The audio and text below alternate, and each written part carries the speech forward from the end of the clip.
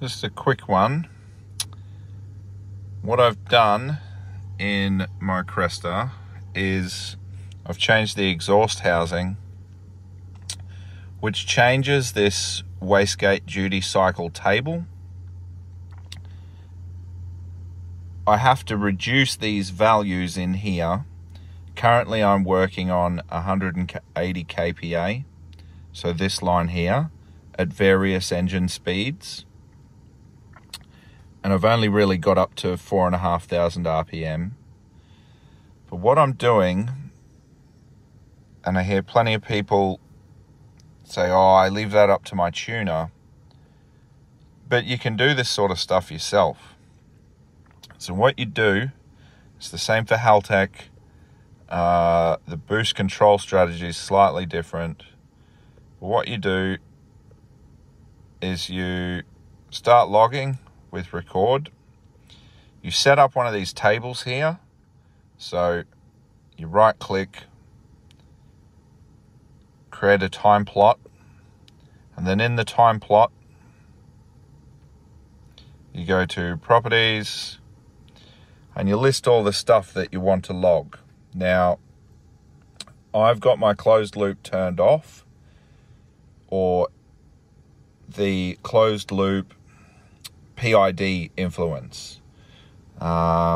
If you're not sure what any of that means, I have a video on how to go and tune closed loop.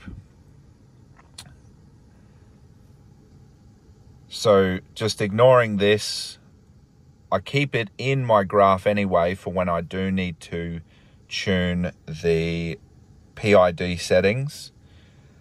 But basically, I've got my throttle position, my engine speed, the amount of boost, which is map, and then my boost target. So currently I'm targeting 180 kPa, which is about, I think it's 14 PSI or something. And all I do is I start my log recording. I drive, not too crazy, but I drive. And then I log the results. So if I zoom into this section here, what I then do is I place my line here, and looking at the values, my boost target was 180 kPa. Let's just call it 14 PSI for this argument.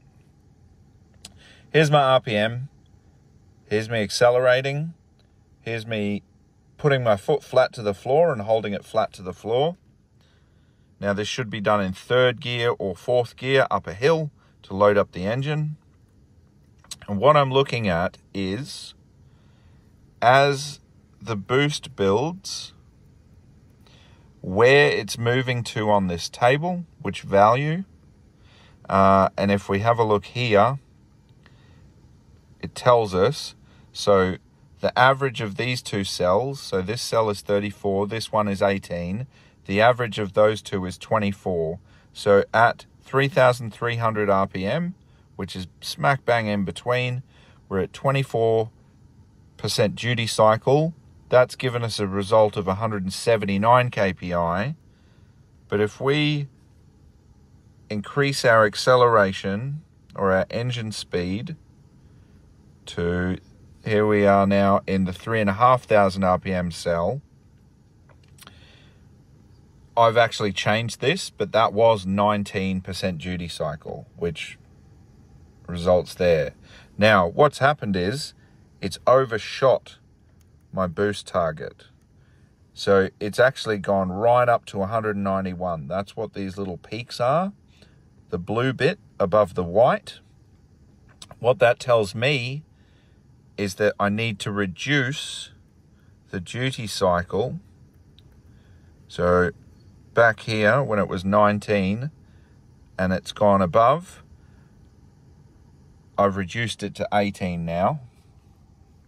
So as we increase and it moves halfway between the 3,500 and 4,500 RPM,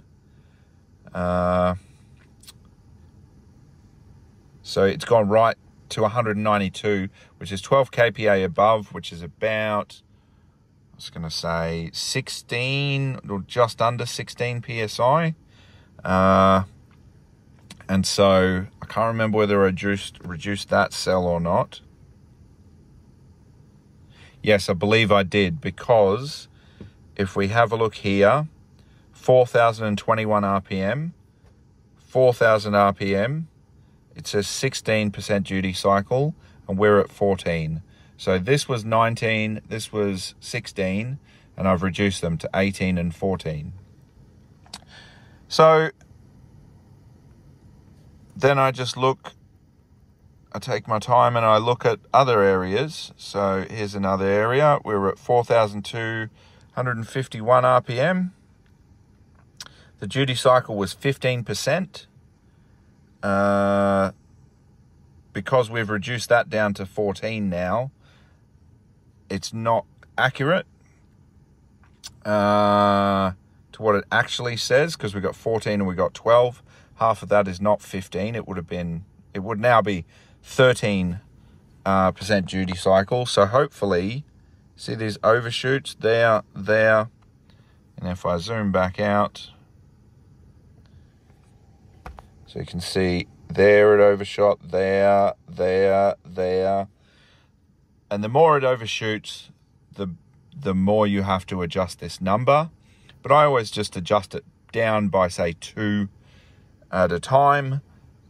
We're not going crazy. So, you know, we're not holding it flat stick. As you can see at these RPMs, we're not holding it flat stick. We're just getting into these cells, checking the duty cycle and adjusting it by a couple of percentage each time until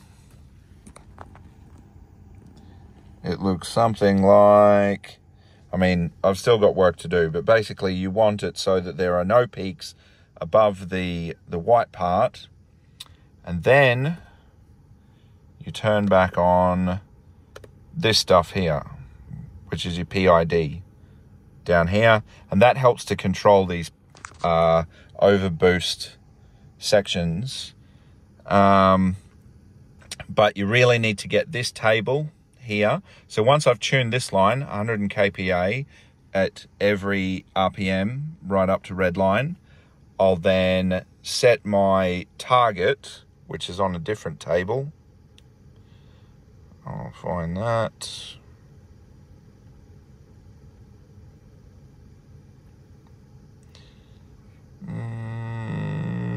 No, it's not here. So there's a target table that tells my engine what target, and I've filled it out with all 180.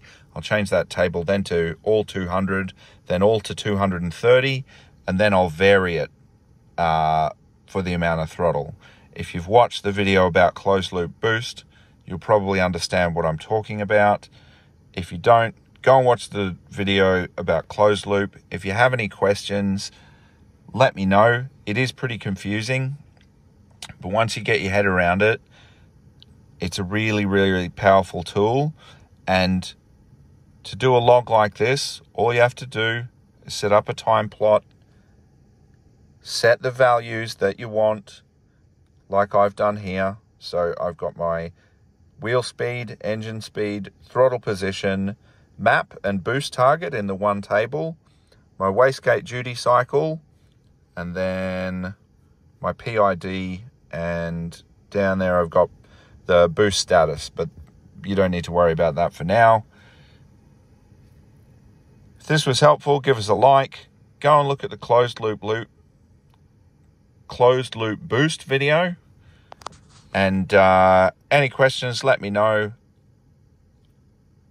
Thank you for watching.